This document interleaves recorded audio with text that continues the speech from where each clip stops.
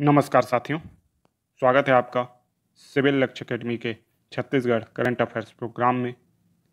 आज हम देखेंगे 29 मई के सबसे ज़रूरी प्रश्न जो आपके एग्ज़ाम में आ सकते हैं।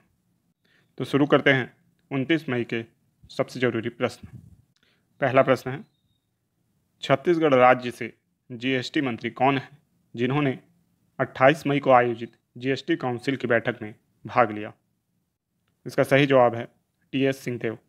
ठीक है, तो छत्तीसगढ़ राज्य से जीएसटी मंत्री कौन है?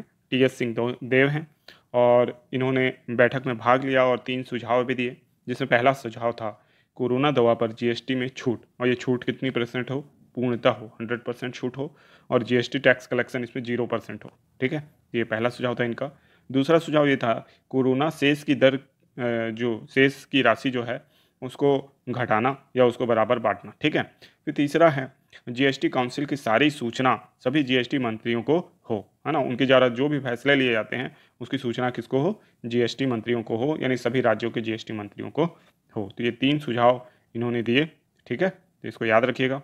तो यहाँ आप न्यूज़ भी देख सकते हैं, जीएसटी काउंसिल की बैठक में अटेंड किया है किसने? टीएस सिंहदेव ने। ठीक है, याद रखिएगा।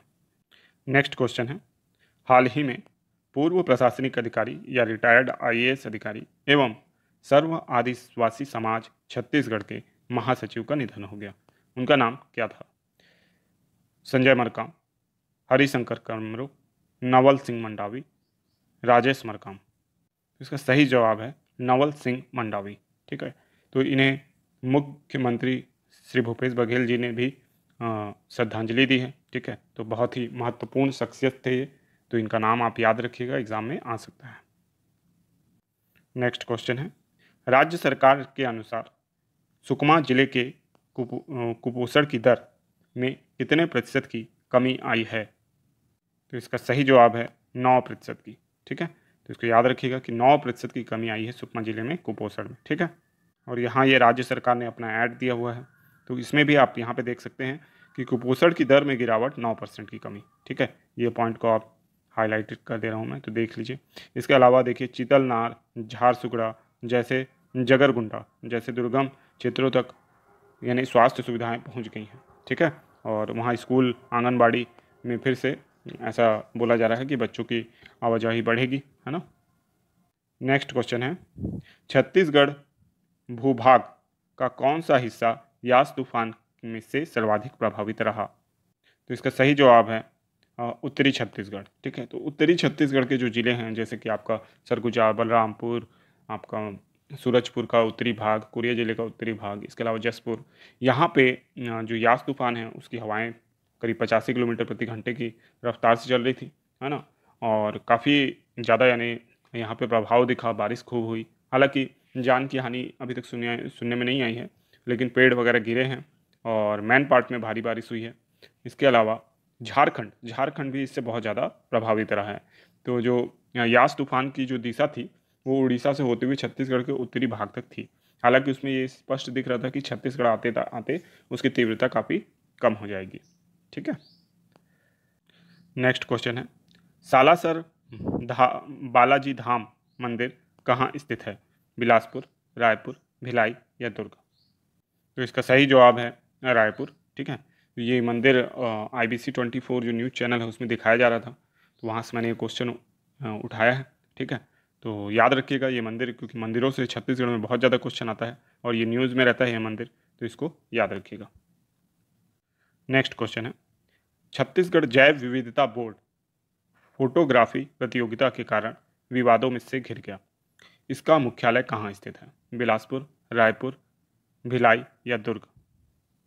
तो इसका सही जवाब है रायपुर। ठीक है, तो छत्तीसगढ़ जैव विविधता बोर्ड के बारे में हम लोग उन 23 मई के वीडियो में देखे थे। ठीक है, ये 23 मई के वीडियो का पोस्टर है जिसमें आप देख सकते हैं क्वेश्चन लिखा हुआ है ना।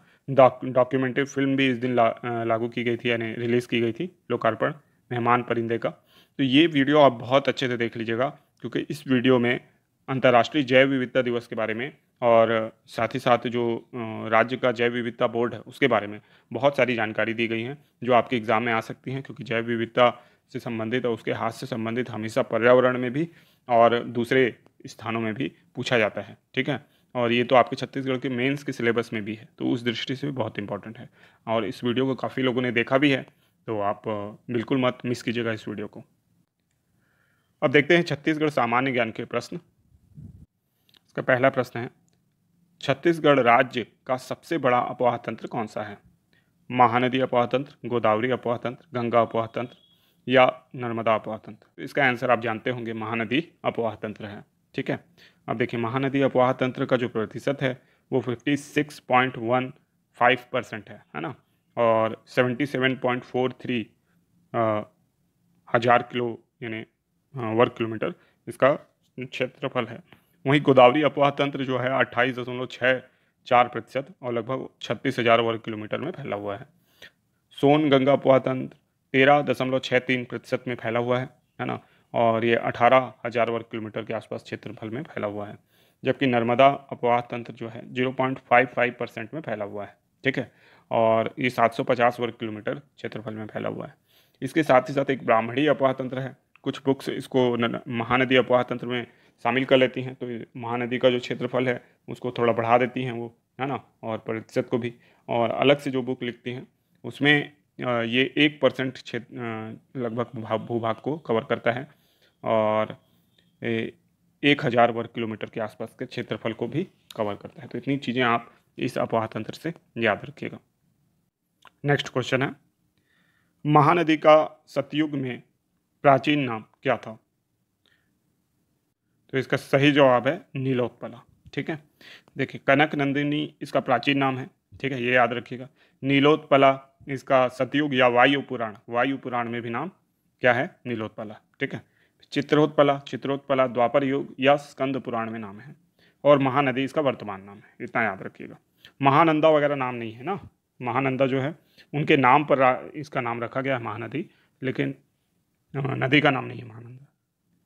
नेक्स्ट क्वेश्चन है, महानदी का उद्गम किस स्थान से होता है?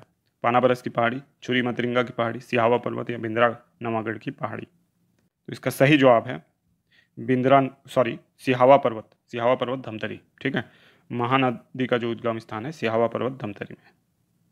तो यहाँ आप देख सकते हैं महानदी का उद्गम स्थान, जो कि रेड गोले से दिखाया गया है यहाँ पे, ये उद्गम स्थान है और यही सिहावा पर्वत है। और ये लगभग निम्नलिखित जिलों से बहती है, जिसमें धमतरी, कांकेर, बालोद, रायपुर, गरियाबंद, महासमुंद, बलौदाबाजार, जांजगीर चांपा और रायगढ़, टोटल 9 जिलों से बहते हैं। और ये ग्रीन कलर का जो बॉक्स बना है यहाँ पे, ये वाला बॉक्स, ये जो है ये हीराकुंड जलाशय है, जो आपका उड़ीसा में स्थित है। और ये एशिया का और भारत का सबसे लंबा बांध कहलाता है। ठीक है, सबसे लंबा बांध भारत का कौन सा है? तो हीराकुंड जलाशय, जो महानदी पे स्थित है। कहाँ पे है? तो उड़ीसा राज्य में स्थित है। ठीक है, ये वाला जो पूरा पार्ट है, ये उड़ीसा राज्य का हिस्सा है। ठीक है, तो इतना याद रखिएगा आप। नेक्स्ट क्वेश्चन है, निम्नलिखित में से कौन सी नदी महानदी की सहायक नदी नहीं है? तो इसका सही जवाब है अरपा। देखिए, हसदेव सहायक नदी है, शिवनाथ भी सहायक नदी है और पैरी भी सहायक नदी है। तो अब कैसे पता चलेगा कि कौन सी सहायक नदी है तो कौन सी नहीं है? तो इसको देखते हैं एक बार। तो मान लीजिए कि ये महानदी है। ठीक है, तो सबसे पहले इसमें उत्तर की ओर से मिलने वाली सहायक नदियों को देखते हैं। तो यहाँ से ऐसे जो आएगी, ये है शिवनाथ नदी, इसके बाद हसदेव नदी, उसके बाद बोरई नदी, उसके बाद मांड नदी, उसके बाद केलो नदी और उसके बाद ईब नदी। तो ये ऊपर से मिलने वाली सहायक नदियाँ हो गई। अगर नीचे से देखा जाए तो सबसे पहली नदी है दूध नदी। ठीक है, फिर सिलियारी नदी, फिर पैरी नदी, फिर सोंडूर नदी, फिर सूखा नदी और फिर जोंक नदी और अंतिम में लात नदी। ठीक है, तो ऊपर से देख रहे हैं आप कि 6 नदी आके मिली। सबसे पहले कौन सी है? शिवनाथ नदी, जो कि सबसे लंबी नदी भी है। फिर उसके बाद हसदेव नदी, फिर बोरई, फिर मांड, फिर केलो और फिर ईब। और नीचे से दूध नदी, सिलियारी नदी, फिर पैरी नदी, फिर सोंडूर नदी, फिर सूखा नदी, फिर जोंक नदी और लात नदी। तो उत्तर और दक्षिण की सहायक नदियों को आप ऐसे याद रख सकते हैं। ठीक है, एक बार आप अपनी कॉपी में बना के प्रैक्टिस जरूर कर लीजिएगा और वीडियो को थोड़ा रिवर्स करके एक बार और देख लीजिएगा। इसके साथ ही साथ मैं यहाँ एक जानकारी आपको देना चाहता हूँ कि 29 मई का जो वर्ल्ड और इंडिया जीके है वो भी हम कवर करते हैं, तो उसको भी आप ज़रूर देख लीजिएगा एक बार। ठीक है, इसमें बहुत इंपॉर्टेंट क्वेश्चन कवर होते हैं और जो आपके एग्ज़ाम में आने के लिए पूरी संभावना होती है, ऐसे ही क्वेश्चन कवर किए जाते हैं। हमको कई बार डाउट होता है कि कौन सी चीज़ें पढ़ें, कौन सी चीज़ें छोड़ें, तो इस वीडियो की आप सारी चीज़ें पढ़ सकते हैं, ठीक है। और जो भी दूसरे राज्यों की गैर ज़रूरी योजनाएं हैं उसको हम यहाँ कवर नहीं करते हैं। जो बहुत चर्चित और जो आपके एग्ज़ाम में आ सकती हैं वही योजनाएं हम चर्चा करते हैं, ठीक है। तो शुरू कर रहे हैं हम आप 25 मई के छत्तीसगढ़ के रिवीजन के प्रश्न। अगर आप 25 मई का ये वीडियो नहीं देखे हैं तो एक बार ज़रूर देख लें, यहाँ हमने सारी चीज़ें विस्तार से बताई हैं, ठीक है। तो शुरू करते हैं। झीरम घाटी हत्याकांड कब घटित हुआ था? 25 मई 2013 को। छत्तीसगढ़ हाई कोर्ट के अगले कार्यवाहक मुख्य न्यायाधीश कौन होंगे? प्रशांत कुमार मिश्रा। डॉक्टर प्रज्ञा चंद्राकर को कोरोना वायरस और वैक्सीन पर शोध कार्य के लिए अमेरिका के हार्वर्ड विश्वविद्यालय में चुना गया है। वे किस जिले की निवासी हैं? प्रज्ञा चंद्राकर जी महासमुंद जिले की निवासी हैं। छत्तीसगढ़ राज्य में मेडिकल उद्योगों को बढ़ावा देने के लिए किस नीति में संशोधन किया गया है? नई औद्योगिक नीति में। झीरम घाटी जांच आयोग के अध्यक्ष कौन थे? Justice Prashant Kumar Mishra ji. Next question है, नई औद्योगिक नीति में संशोधन के बाद मेडिकल उद्योगों को टैक्स में कितने प्रतिशत की छूट दी जाएगी? 70% की। नेक्स्ट क्वेश्चन, राज्य में मधुर गुड़ योजना कब प्रारंभ हुई थी? 15 जनवरी 2020 को। तो अब देखते हैं आज का होमवर्क प्रश्न।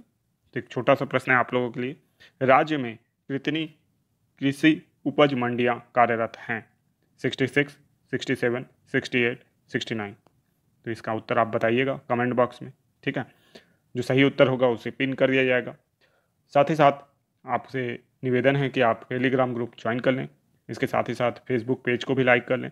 इन दोनों का ही लिंक आपको डिस्क्रिप्शन में मिल जाएगा वीडियो के। और इस वीडियो को लाइक करना, शेयर करना और चैनल को सब्सक्राइब करना बिल्कुल ना भूलें। धन्यवाद। आपका दिन शुभ हो।